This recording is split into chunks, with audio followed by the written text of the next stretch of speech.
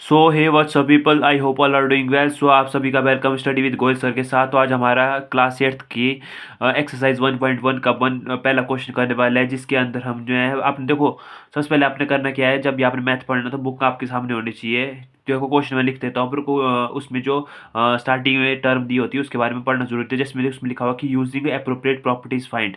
देखो सबसे पहले हम आज जो है इन क्वेश्चन के अंदर करेंगे क्या, सबसे पहले हम इनके अंदर प्रॉपर्टीज़ फाइंड करेंगे क्योंकि कौन सी प्रॉपर्टी कहाँ पर यूज़ की जा रही है। सबसे पहले स्टेप हमारा ये रहेगा। दूसरा स्टेप हम इसके अंदर टर्म्स देखेंगे कि कितनी टर्म्स है। तीसरे इसके अंदर देखिए कौन सी property, which one property use, कौन सी प्रॉपर्टी इसके अंदर इस्तेमाल की गई है। ठीक है, तो ज़्यादा टाइम वेस्ट ना करते हुए अपना क्वेश्चन शुरू करते हैं। देखो सबसे पहले हम क्वेश्चन के क्या लिखेंगे, सॉल्यूशन लिखेंगे। सॉल्यूशन में क्या लिखेंगे हम लोग, सबसे पहले क्वेश्चन को हम सेम एज इट इज लिख देंगे, -2/3, 3/5 +5/2 -3/5 मल्टीप्लाई 1/6। सबसे पहले हमने क्वेश्चन का एज इट इज लिख दिया। अब हमने करना क्या है इसके अंदर हम पहले टर्म्स निकालेंगे, कितनी टर्म्स है। अब टर्म्स अलग कैसे होती है, जहाँ पर प्लस और माइनस का निशान बीच में लग जाता है वहाँ पर टर्म आपकी अलग हो जाती है। ठीक है, जैसे यहाँ पर पेयर बना हुआ है ना 2/3 मल्टीप्लाई 3/5 का, तो पहला पेयर टर्म हमारी ये बन गई। दूसरी टर्म देखो हमारी यहाँ पर प्लस का निशान अलग हो गया 5/2। ठीक है, और माइनस का निशान बीच में, तो सेकेंड टर्म हमारी यहाँ से बन गई और थर्ड टर्म हमारी ये बन गई। ठीक है, क्योंकि पेयर बन रहा है ना एक। ठीक है, तो हमारे टोटल टर्म्स कितनी बन गई, 1 2 3, तीन टर्म्स बनोगी। अब इसके बाद हम देखेंगे कि इसके अंदर हमने कौन सी प्रॉपर्टी यूज़ करनी है, विच वन प्रॉपर्टी इज यूज। ठीक है, तो इससे पहले हमने देखो क्वेश्चन करे हुए थे मैथ के, उसके अंदर इंट्रोडक्शन पार्ट में मैंने आपको सारी प्रॉपर्टीज के बारे में बताया था कि कौन सी प्रॉपर्टी कहाँ लगती है। जैसे कॉम्पिटिटिव प्रॉपर्टी बताई थी, डिस्ट्रीब्यूटिव बताई थी, एसोसिएटिव बताई थी। There are lot of type of properties used in mathematic terms. So आज हम देखेंगे कि कौन सी प्रॉपर्टी हम यूज़ करेंगे। तो इसके अंदर जो है सबसे पहले हम कॉम्पिटेटिव कौन सी प्रॉपर्टी यूज़ करेंगे, कॉम्पिटेटिव प्रॉपर्टी का इस्तेमाल। कॉम्पिटेटिव प्रॉपर्टी क्या होती है, अब कॉम्पिटेटिव प्रॉपर्टी आपकी वो प्रॉपर्टी होती है जिसके अंदर हम मतलब हमारे आंसर को कोई फर्क नहीं पड़ता। जैसे मतलब मान लो 5+3 करेंगे तो आंसर कितना आएगा, 8 आएगा। ठीक है, या 8+5 सॉरी, जैसे 3+5 करो तभी आंसर हमारा 8 ही आएगा। मतलब 3 को चाहे पहले लिखो चाहे आगे लिखो, 5 को पीछे लिखो चाहे आगे लिखो, पर आंसर हमारा क्या रहेगा, सेम एज इट इज 8 रहेगा। तो हम सबसे पहले कौन सी प्रॉपर्टी के लिए यूज़ करेंगे, कॉम्पिटेटिव प्रॉपर्टी। अब कॉम्पिटेटिव प्रॉपर्टी क्या बोलती है, सबसे पहले हम कौन सी चीज़ यहाँ पर देखते हो, क्या देखते हैं, कॉमन चीज़ देखते हैं हम कि कौन सी चीज़ यहाँ पर कॉमन है। ठीक है, तो हमारे क्या है 3/5 और 2 जैसे यहाँ पर लिखा है ना 3/5 और यहाँ पर 3/5 हमारे क्या है कॉमन है। तो सबसे पहले क्या करेंगे हम इनको लिख लेंगे, जैसे -2/3 मल्टीप्लाई 3/5 ये लिख दिया। अब इसके बाद क्या है -3/5 मल्टीप्लाई 1/6। अब ये जो प्लस का है ये अलग हो गया ना इधर, +5/2। तो तीन टर्म लिख दिया हमने, पहली टर्म ए, सेकेंड टर्म ए और थर्ड टर्म।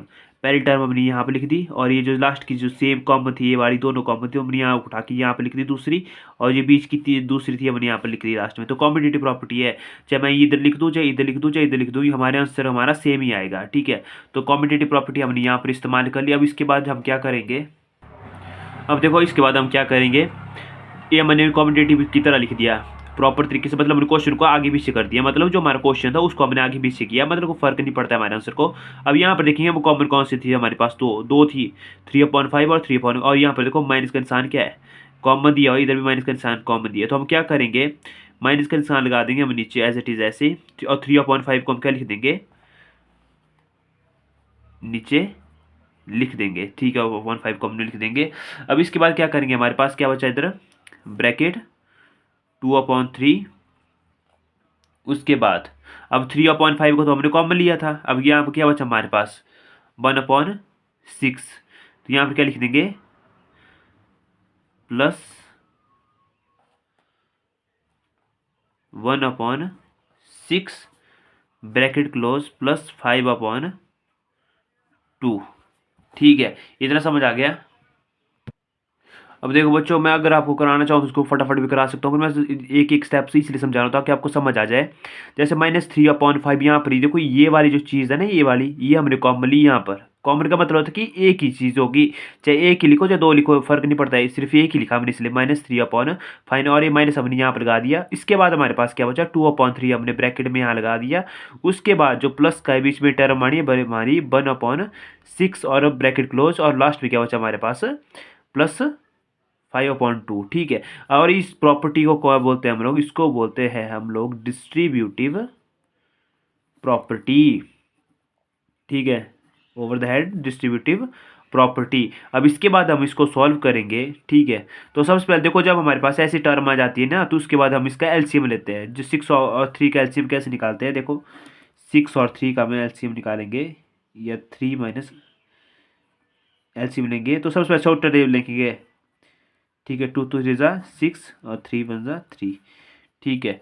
तो इसको हम मल्टीप्लाई करेंगे 2 6, तो ये हमारा एलसीएम क्या आ गया हमारे पास इधर 6 और -3/5 एज इट इज़ लिख देंगे, ठीक है, ब्रैकेट क्लोज, ठीक है। अब हम क्या करेंगे, ये जो वाली टर्म है इस टर्म से हम क्या करेंगे, डिवाइड करेंगे, ठीक है। तो 3 2 ज़ा 6 2, अब ये जो हमारी टर्म आई इसके साथ हम क्या करेंगे, मल्टीप्लाई करेंगे, 2 2 ज़ा 4, तो यहाँ पर 4 आ गया, ठीक है। अब 6 1 जा क्या होगा हमारा, ठीक है। तो 6 1 जा क्या होगा, 6 ही होगा ना, ठीक है। तो 1 का 1 नहीं होगा इधर, ठीक है। तो यहाँ पर क्या लगेगा हमारा, अब देखो मैं बता ही देता हूँ आपको थोड़ा सा, जैसे 6 को लिखा तो यहाँ पर 1 बच्चा, ठीक है। अब 1 को जब यहाँ पर मल्टीप्लाई करेंगे तो 1 का क्या आएगा इधर, 1 नहीं आएगा, ठीक है। तो आपने ये चीज़ ध्यान रखनी है, ठीक है। अब इसके बाद जो है हम क्या करेंगे, +5/2 लिख देंगे। अब इसके बाद हम इसको फिर से सॉल्व करेंगे, -3/5, यहाँ पर क्या होगा आपका, अब यहाँ पर क्या है, मल्टीप्लाई का निशान लग जाएगा इधर, ठीक है। तो 4 + 5 क्या होगा, 1 क्या होगा, 5 5/6 + 5/2, इतना हमने सॉल्व कर दिया, ठीक है। अब इसके बाद जो है, अब यहाँ पर हम क्या करेंगे, इसकी कटिंग करेंगे, 3 2 ज़ा क्या होगा, 3 1 ज़ा 3, 3 2 ज़ा 6, -1/2, 5 का 5 यहाँ कटिंग हो जाएगी। यहाँ क्या बचा हमारे पास, -1 सॉरी, यहाँ पर क्या करा हमने, 3 1 ज़ा 3, ठीक है, और 3 2 ज़ा 6 -1/2, ठीक है। 5 का 5 कटिंग होगी। अब हमारे पास क्या बचा, 5 +/2, ठीक है।